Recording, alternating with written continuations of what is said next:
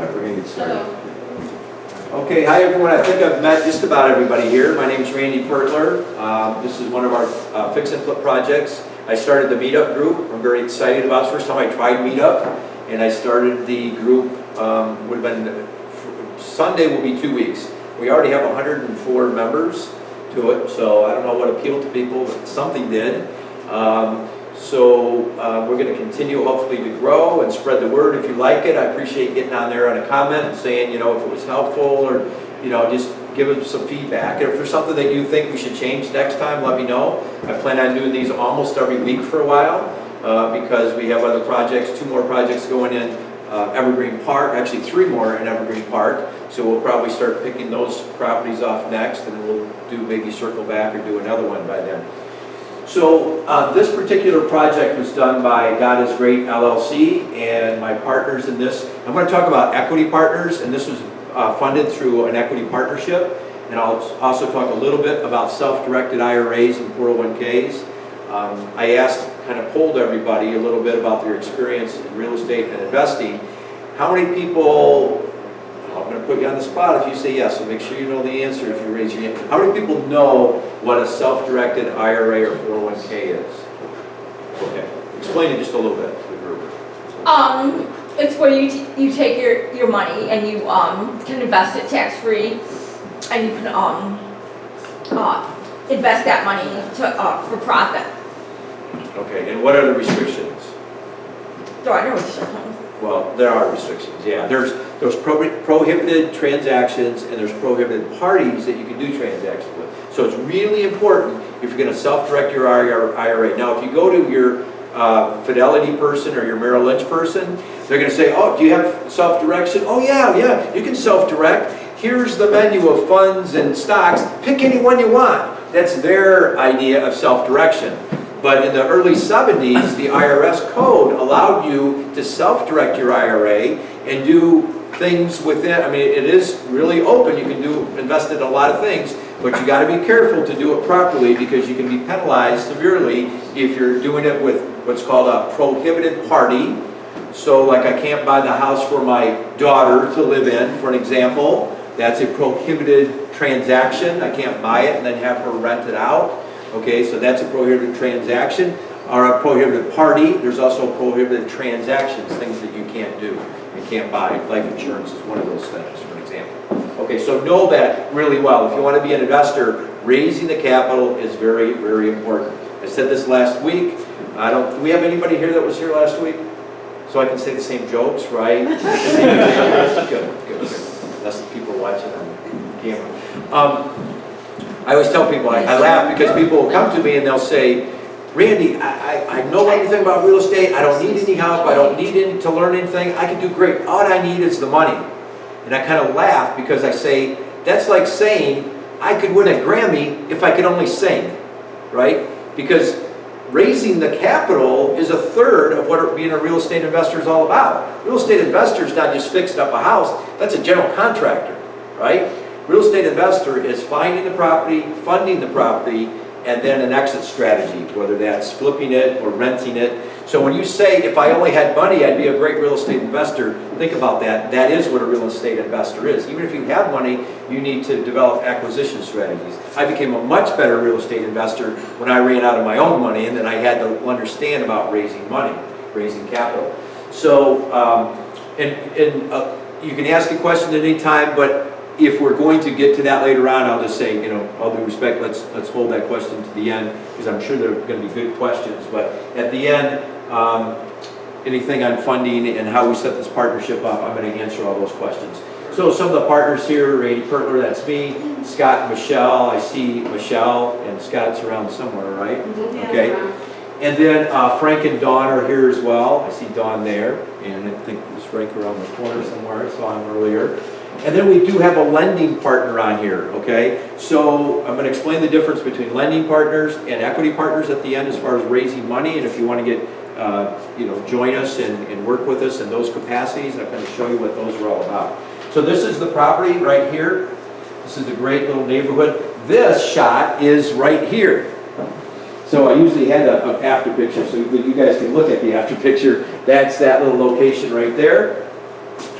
what we did here, I thought this was important, that I wanted to do exactly, little things make a big difference in a project. So I wanted to use exactly the same light fixture here as there for a very strategic reason.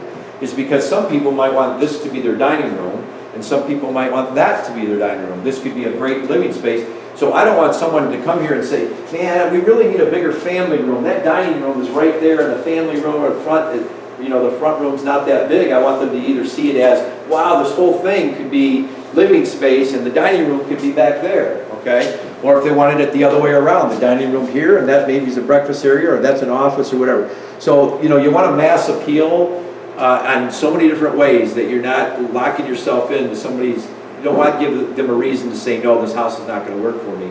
So little things like that is what we really wanted to pay attention to. This is that downstairs. If you look down the stairs, it had that beautiful red carpeting. I don't know what it is about red, because I'll show you pictures about last week's project, and you'll see a lot of red in the kitchen, red countertops and red flooring. So we did that, we matched the paint. I went through like 3 different paint colors because I didn't have this one matched yet. So eventually we went to that. So this is the shot, this is part of the before. So this had a half wall right here with those spindles, and then kind of an island or a peninsula out there. So totally gutted. That's what that wall looked like along there. Oh, yeah. Yeah, it was. But that's why, I mean, that's why I was attracted to this house. The same people who lived in it about 40 years. In fact, the broker representing the sellers is right there. Carlos was the broker. So I saw the house online. I saw that I was interested in. If I'm not working with a broker, I like going right to the seller's broker and work directly with them. I do that for a couple reasons. One, strategically, is that even though Carlos is an honest, ethical guy, and I don't doubt that a bit, but if my offer is the same as somebody else's, and he makes double commission on my offer, it's only human nature to maybe steer that client, you know, even subconsciously into that direction. So I like going right to the buyer's broker unless I've already working with somebody. So anyway, there's the countertops. By the way, just since we don't have a lot of experience flipping, let's do some guesswork. How much do you think we paid for the granite countertops? $3,000. Anybody else? 2,500. 500? $2,750. 2750. Okay, pretty good guesses actually. 21. 2100. Oh, wonderful. Okay. How about the appliances? All stainless steel, and that is a countertop depth appliance. I usually try to always do those. They cost a little more, but they don't stick out the size of the other. Oh, that's right, I've got bottled water in there. If anybody wants water, there's water. We put it in the freezer to get it cold. So you've got 4 pieces there. Throw out some numbers. Dishwasher. 2,500. 45, 3,000. 2,000. Okay. Well, this one I was pretty proud of, and then at Chappelle, I got it even cheaper. So this one, Chappelle is the company? no, that's the last flip. That's the property we were at. Yeah, that one I got the same appliances but cheaper. So this was about 2,300, and at Chappelle though, I knocked it out of the park with a 1,900. Just for the fridge? Everything.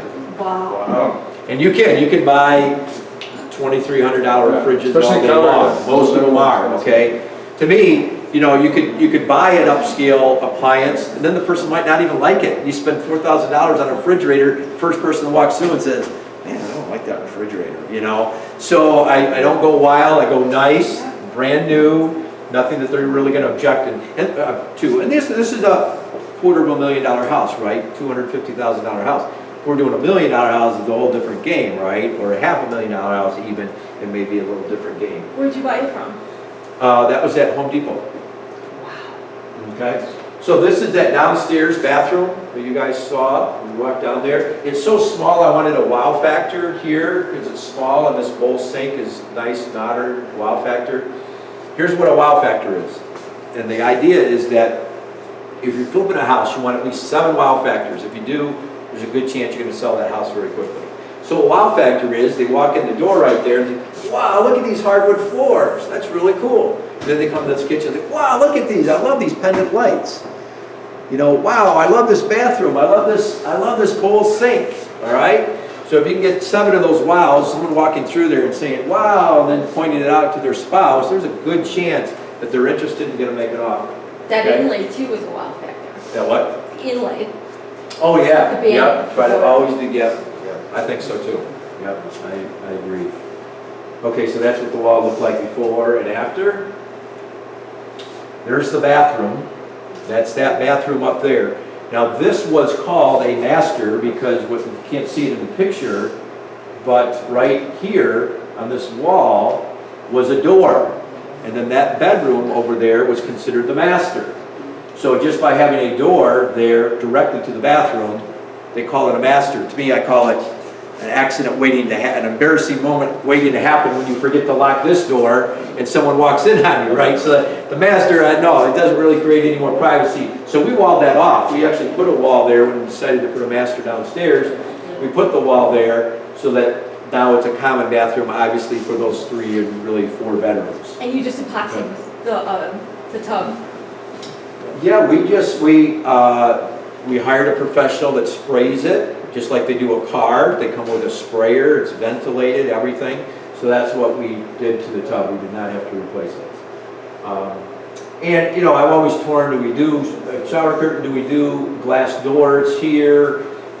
Usually I leave it open and let them, because again, no matter what I decide, I might be wrong. I put glass doors up and they don't like glass doors, and that's a negative, so leave it open. I also would ask them if we were negotiating, if they objected to that, we could always put them in, our contractors. So again, there's a before and after picture. There you can see the door. See that door right there? That went to that bedroom. Here's that bedroom right here, before and after.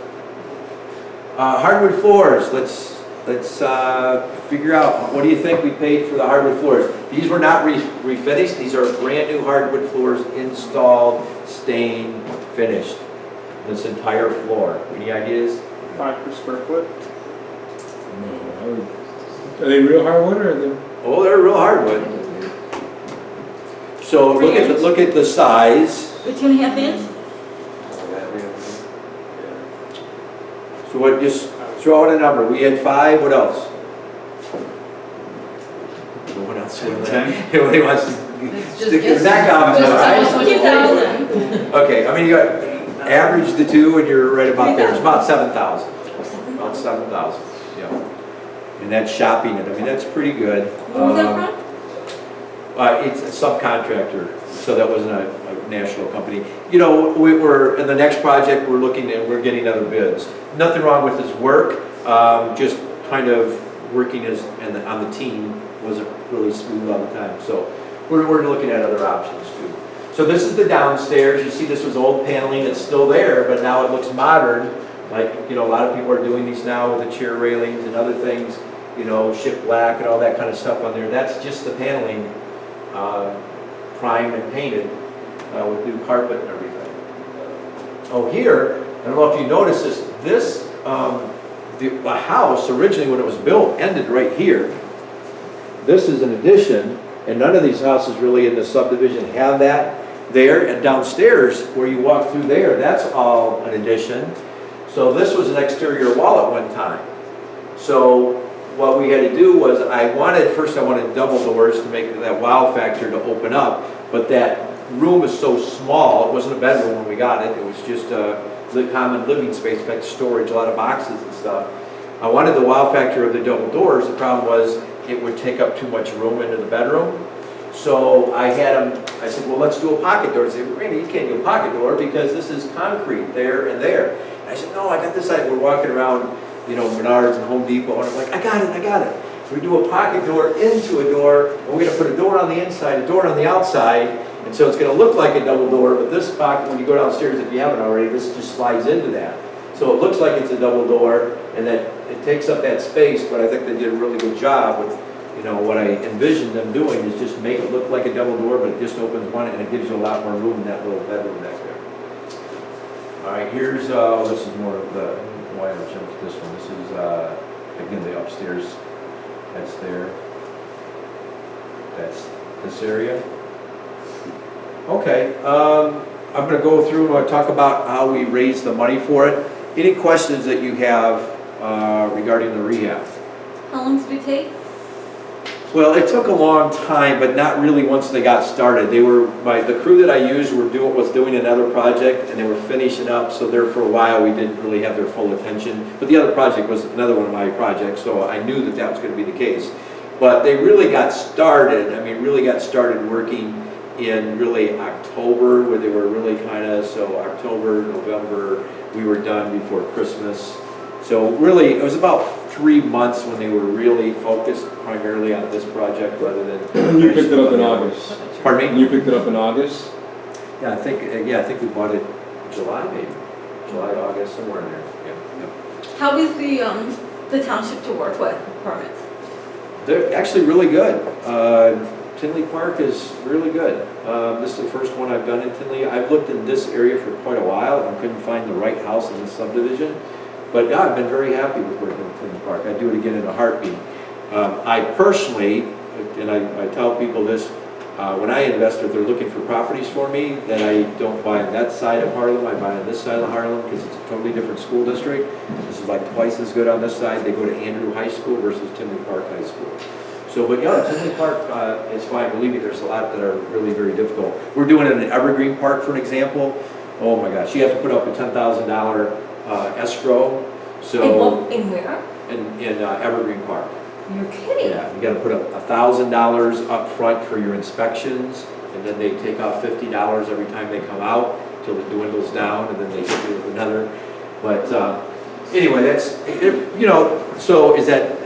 so you're going to stay away from Evergreen Park? Well, the good thing is it eliminates some competition, just like your reaction. So if all the investors in this room say, I'm staying away from Evergreen Park, all the more reason for me to go to Evergreen Park, right? Understanding what they are going to require and having the money to put in for the escrow. So, okay, let's go through funding a little bit. This is the equity partnership. Now, at the end, I'm going to tell you about some ways to work with us, and this is one way. Oh, you know what? Let's go through the numbers first. You know what? I'm going to. Cool. Last time I did this, though, my computer froze up when I was last week. But let's go through these numbers first. Then we're going to talk about the partnership. It did exactly the same thing. Oh my! It's not showing my screen. It's showing that screen. Man, maybe we won't do this. Maybe we will. Let's see. All right. Let me see if it's going to still stay on this. Okay. Well, you know what? We're going to go through this. We'll do the numbers at the end. Okay. All right. So the equity partnership model, and this is how I do most of my flips. And you got to think about how you're going to fund your investment business. This is set up like this. I go out and I get equity partners, and the equity partners are responsible for the capital for the projects. So they provide 100% of the funding. I provide 100%, and I call the service partner. This is my S-corp. I'm the service partner. I provide 100% of the expertise, the education, the experience, and the time putting in to do this. And then we split the profits 50-50. So they get their money back, whatever they put in, it goes back into the partnership, and whatever is the profit left over gets split 50-50.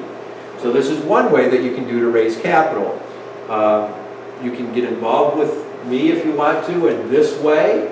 We could talk about that. Also, as a lending partner. And then the third way is you want to be taught and coached by us. I'm a part of a real estate investor group that teaches and sells education, so I'll tell you a little bit about that, what that would look like.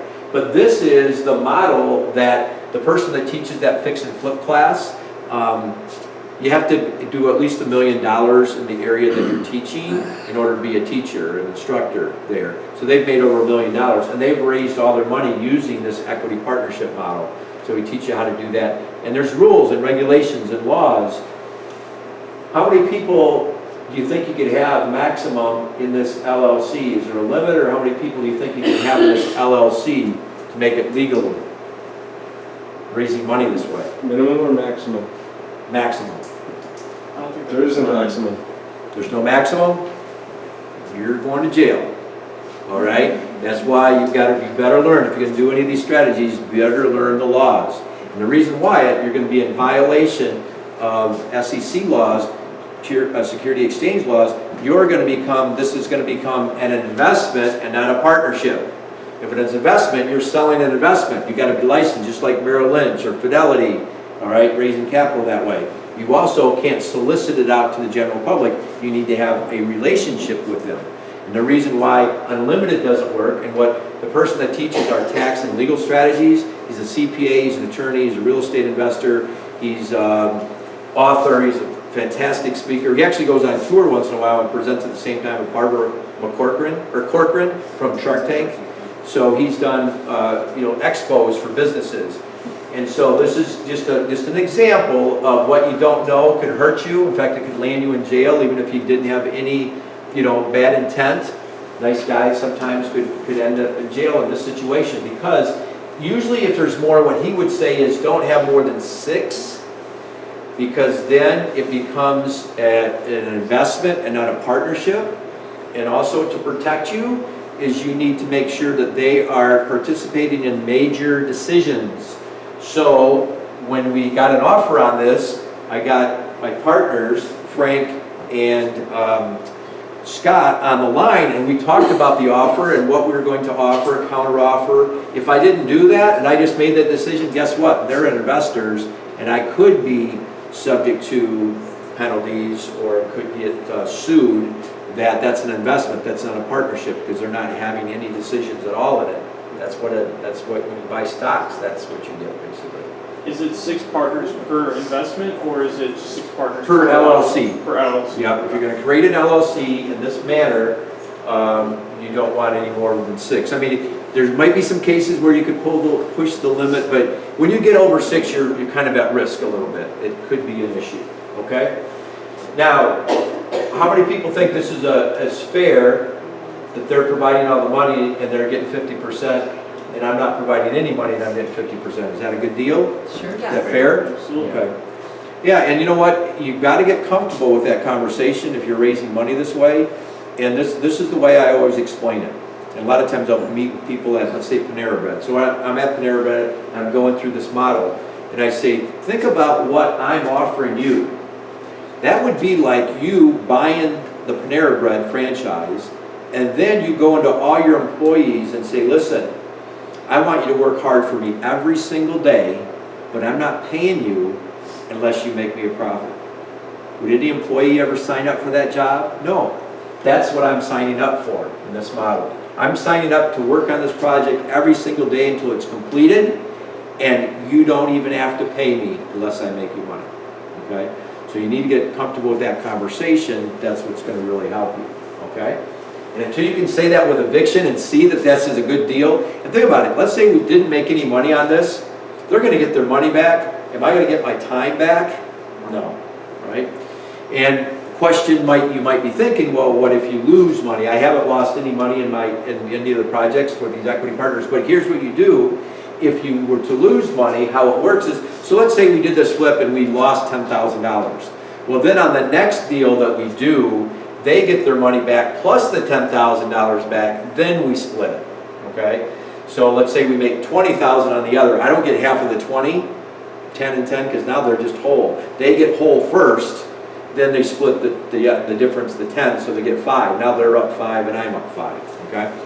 And all this is negotiable. It doesn't have to be a 50-50. Almost all of mine are. I do have one partnership that's not a 50-50, but only one.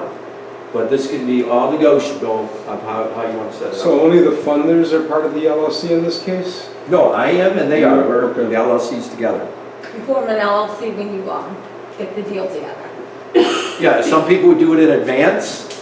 This was created in advance, and the advantage there, think about it, if you want to do an auction, if you're going to do a foreclosure, buy a foreclosure from the bank and they want proof of funds, or an individual, we already had the money in the bank, so we were able to act quickly. You know, you could wait until you get a deal, but you know, you might be trying to catch up to that. You can do it either way. There's no right or wrong. It probably depends on your particular situation. Good question. Okay, now most people, I don't know why you're interested in real estate, but obviously you are. You signed up for a meetup group that had to do with real estate, and you're here tonight on a Friday. And I'm guessing, like I said to the gentleman, it must be ladies' night out because all the women are gone and these guys are home alone and figure, hey, you might as well go find out a little bit more about real estate. I know too. You know, people, and this is why I'm a real advocate of self-directed IRAs and 401ks, that you can take control of that. And because look, people that have been investing traditionally with IRAs, 401ks, or other type of retirements, now we've got a track record, because those have been in play for, 30, 40 years. Now we've got a track record. Well, what's happened now at age 65? Well, here's the reality. At age 65, there's 54% of people still out there having to work. That's that elderly person greeting you at Walmart, right? Or working behind the counter at McDonald's. They still need to work, okay? Oh, I'm sorry, 36% still need to work. The 54%, those are the people that are being taken care of by their sons, their daughters, their, relatives, right? So they're dependent on others. And then you've got 4% that are financially independent. That just means nobody has to take care of themselves. And my mom's in this situation, which I'm very proud of her, because she worked hard. She didn't have a college education. She just worked really, really long hours and saved and saved and saved and saved and saved. And now, none of the family members, we've never had to pitch in and give her any money. In fact, she's blessed us with some money at times. So this is only 4%. That's amazing. And then the 1% that are wealthy, if you look and you break down, okay, well, what did they do? The 1% that are wealthy, if you break that down, you can see that 74% of those people are real estate investors and or business owners. So to me, it was like, why reinvent the wheel? This is what people have done and it's been proven. Compare that to even doctors and attorneys or CEOs of companies or presidents of companies. Just amazing. And this 1%, believe me, not much of that is lottery. Almost all that's inheritance. So unless you have wealthy parents, you might want to, look at other plans of your retirement. So I shouldn't put it all on lottery tickets. Well, hey, it's up to you. Me, I never buy lottery tickets. No. Okay, so just real quick, why real estate? Why it becomes what we call the ideal investment? It's really very unique in that real estate can produce income. Most people understand that, whether it's from a flip or from rental property on a monthly basis. But what's really unique about real estate is the amount of deductions. If you're a real estate investor and business owner, you're eligible for over 400 tax deductions. And your average W-2 employee, the most that they are is about 15, 14 to 17 that they could possibly ever be able to write off. And what's cool about real estate, businesses, if you lose money for a couple years, you can't continue to write that business off. All right, because that's no longer a business. That's a hobby. They call that a hobby loan.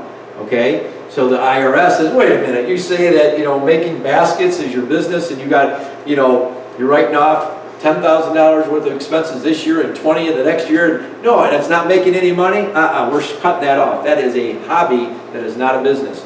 Real estate, because you can have paper losses with depreciation and so forth, that's one of the only businesses that I know that you can continue to show a loss on paper and still have the IRS count those deductions. So even if you have a full-time job, now it's too deep for tonight's discussion, but you can be a real estate professional, you can be a passive investor. There's 3 different categories of real estate investing, and those are what determines how your taxes are treated.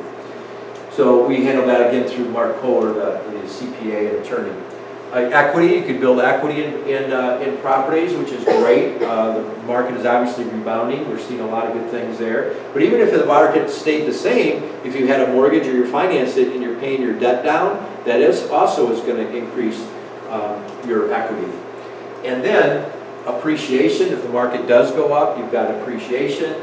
And leverage, real estate's about the only thing that you can depreciate on your taxes, and yet your property appreciates. So even if the property gained $10,000 this year, you could actually write it off on your taxes as if it was decreasing over 27 and a half years, and then there's accelerated depreciation. You can take it well. And leverage, think about this. This is really, when I talked about commuting on the train, when I was a VP of sales of a publishing company, commuting downtown, what really got me thinking back about real estate is that one of my sales reps that worked for me brought me a CD, and she knew I had an interest in real estate and had done it before. So I was listening to the CD on the train, and what really kind of struck me that I never thought about when I was younger is this whole idea of leverage. So let's say you had a really strong tip or you really researched it well, you did all your due diligence, and you were confident that a stock was going to go up. You had good credit, you had a good job, and you have this stock that you're sure is going to go up. What are the chances that you could walk into a bank and say, listen, I have good credit, I have a good income, and I want to buy $100,000 worth of stock, and I'm going to put in 10 or 20, and I want you to put in 80. How many banks are going to loan you 80 with the investment? Well, it's going to be secured by the stock. They're going to be like, what? That's paper. That's nothing. That's not a real security. They're not going to be able to give you that loan. But think about that with real estate. What if you had good credit, a good job, and you researched a good property? Could you go into a bank and say, hey, I'd like to put $20,000 in, and you put in 80? They do it every day, all day long, right? Well, that's leverage. That's the beauty of leverage, because it's real property, it's a real investment, it's real estate. Well, how that applies to appreciation, let's say that property went up 10% or 5%. That's $5,000, right? In a year, 5% of a $100,000 property is $5,000. But it's not, you didn't put in $100,000. How much did you put in that example? 20. You put in 20. So it's 5,000 on 20,000. That's 25% return on your investment, just on appreciation alone. We can show you in charts where if you look at all the factors of real estate, you could make well over 100% on your money investing in real estate when you leverage it. So that's important. So if you were unsure if real estate's good for you to invest in or think about, it's definitely worth considering for those reasons. I'm a big believer in it. As I mentioned before, this will be a little bit, training and discussion if you've got questions about this. So a lot of times I go with these, or when people connect with me, they'll say, well, how can we work with you? You've obviously done this before, and I want to minimize the risk. So what are ways to get involved? If you want to work with me and our team, you can be a private money lender, which I had a private, we were short about $40,000 we wanted to use on this property so we could buy a second one while we were doing this one. So we have a private lender on this. And how you secure a private lender. Does anybody know how would you secure? If someone came to me and said, Randy, I want to give you, in this case, $40,000 on this house, on this project, how are you going to secure them? Make them a lien holder. Okay, and how do you do that? That's exactly right. She said, make them a lien holder. How do you do that? What's that process? You had the right, listen, you had the right answer anyway. I thought maybe you got the whole thing. Okay, so what you got to do is you got to create two documents. One is a promissory note, which lays out the agreement, right? And the other is a what? A mortgage deed. And then you need to record that with the county recorder's office. And if you know how to do that, it makes raising money a lot easier, okay? And then when you sell, like on Monday for an example, he's going to sign, number one, you get the payoff letter, and then he's going to sign a mortgage release. So that release is just like a bank would. So he's protected just like a bank. And that's how we try to secure people. So think about this guy. He was the one and only lien holder on this property for $40,000. He probably prayed every night that it didn't go.